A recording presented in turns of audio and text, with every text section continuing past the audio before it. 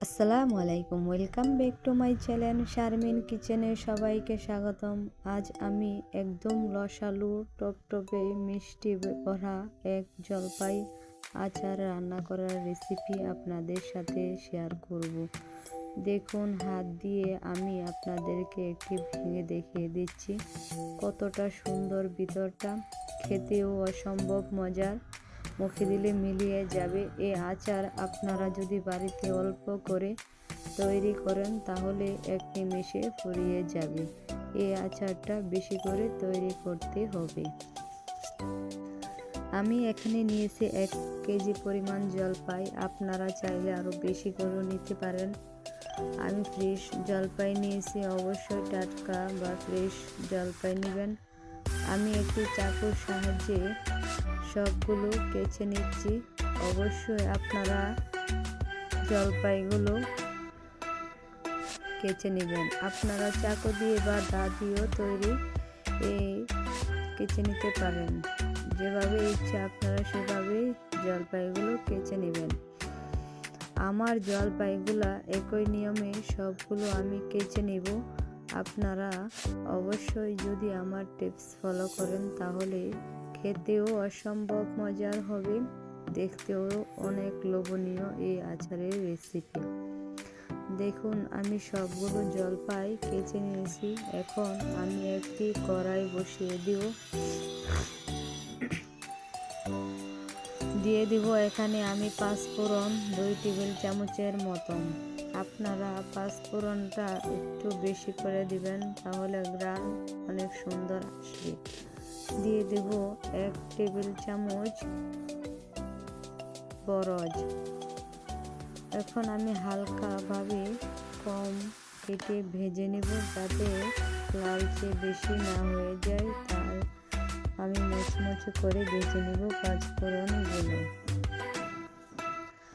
ফোড়নগুলো আমার ভাজা হয়ে গেছে। এখন আমি কড়াই দিয়ে দিব 1 কাপ পরিমাণ সরিষার তেল।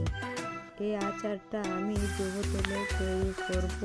অনেক দিন সংরক্ষণ করতে হলে ডুবো তেলে যদি আপনারা আচার সংরক্ষণ করে রাখেন তাহলে এই আচার অনেক দিন পর্যন্ত ভালো থাকবে। এখানে আমি দিয়ে দিছি 1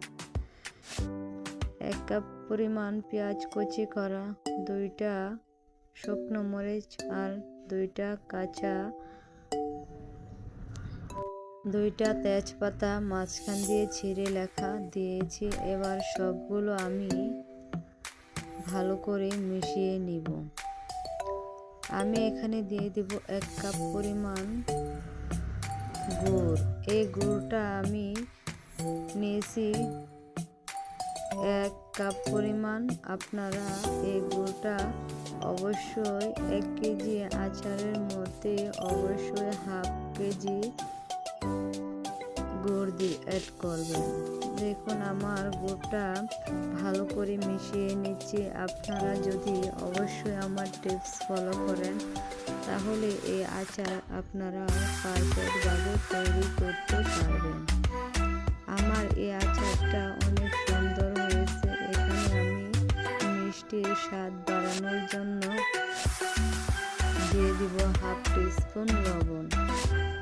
সব কিছু আমি মিশিয়ে ভালো করে আস্ত করে নাড়িয়ে চাড়িয়ে নিব। বেশি নাড়াচাড়া দিলে জলপাইগুলো ভেঙে যাওয়ার সম্ভাবনা থাকবে। এখানে আমি কিছু চিলি ফ্লেক্স অ্যাড করব। আপনারা জালের পরিমাপ কম বেশি করে দিতে পারেন।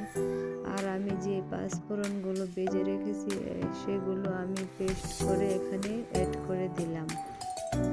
আপনারা যদি এভাবে আচার তৈরি করেন তাহলে অল্প সময়ের মধ্যে এই রেসিপিটা তৈরি করতে পারবেন। খেতেও দুর্দান্ত মজার এই আচারের রেসিপি। আমার আচারটা দেখুন কতটা পারফেক্টভাবে তৈরি করেছি, দেখতে কতটা সুন্দর লোভনীয়, মুখে দিলেই মিলিয়ে যাবে। আশা করি যদি আমার ভিডিওটা ভালো লাগে লাইক, কমেন্ট, শেয়ার ও সাবস্ক্রাইব করে দিবেন। আর নতুন নতুন ভিডিও পেতে আমার চ্যানেলে অবশ্যই বেল বাটনটি বাজিয়ে দিবেন। আর আমার ফেসবুক পেজে একটি লাইক কমেন্ট করে দিবেন। করি সবাই ভালো থাকবেন।